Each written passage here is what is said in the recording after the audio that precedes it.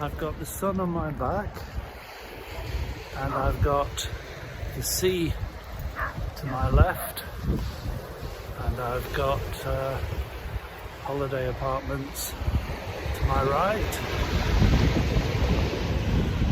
The locals are out exercising their dogs on the beach. Joggers are jogging. This fisherman is trying his luck.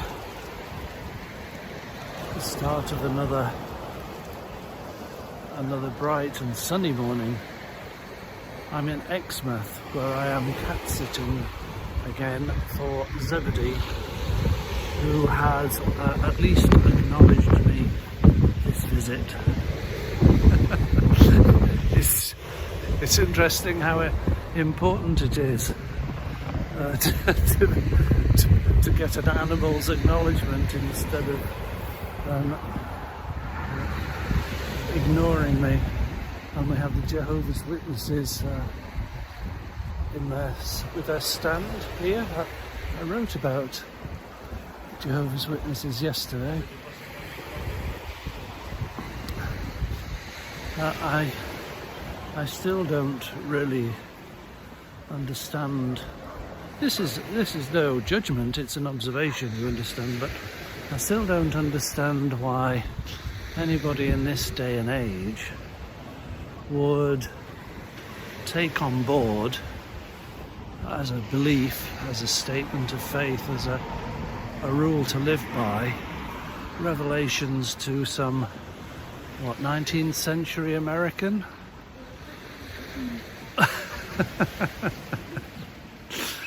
Just about.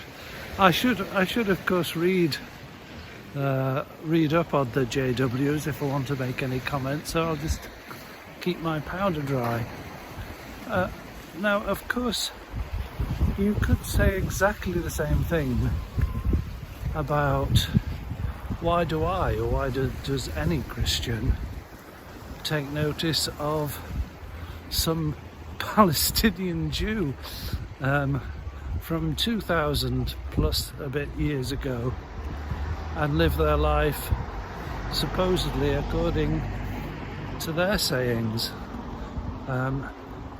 He didn't write a book. He didn't receive tablets, but books were written about him, and a few billion followers later,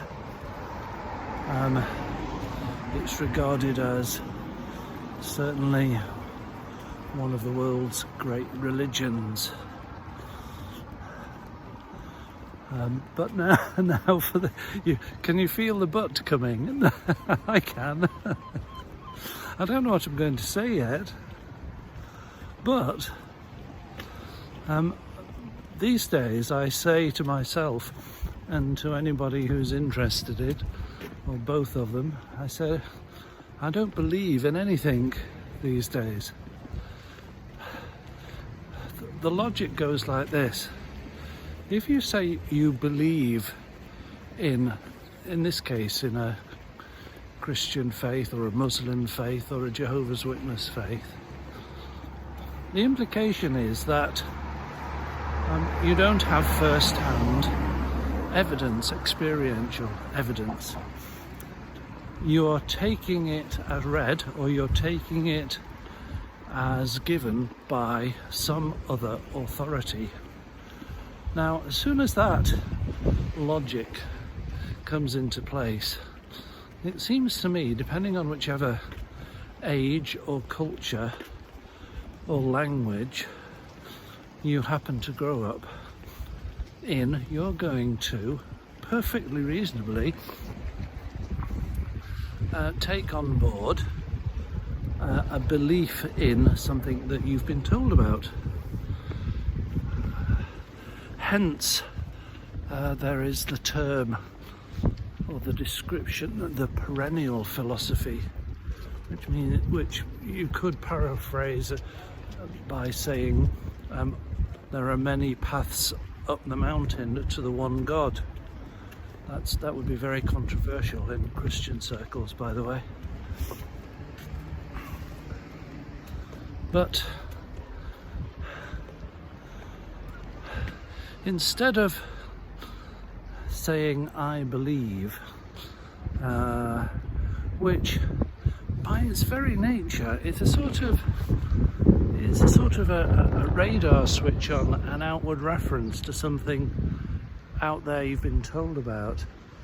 If you put that radar scanner, if you like, in reverse to what some call the cave of the heart, and what I practice for some years now, and in other traditions is called meditation, and so to do a scan in meditation of what is going on in the heart, in the inner sanctuary, well, take a reading and find out. But it seems to me that doesn't require belief in something. It's a sort of it's an experiential, feet on the ground, some would say, an exploration, a daily exploration of what is. That's what I do in meditation anyway. I don't know what other people do. I'm not them, but I call it what do I call it? I call it the science of consciousness, in that it's experimental. You actually practice it, you do it, and you notice the results, and you have to trust yourself. Of course, it's not totally in a vacuum. It's not totally unanchored, untethered to, in my case, the Christian tradition. In fact, it's very much informed by it. But other people who meditate will meditate with different traditions. But it's like a Geiger counter, or I don't know, there's nobody on the beach with one of those. There are no detectorists on the beach right now. But if there were, they would be using their skills, their equipment, their eyes, their ears, their headphones, to discover something for themselves. So, in a way, I would consider myself a detectorist of consciousness. See what turns up.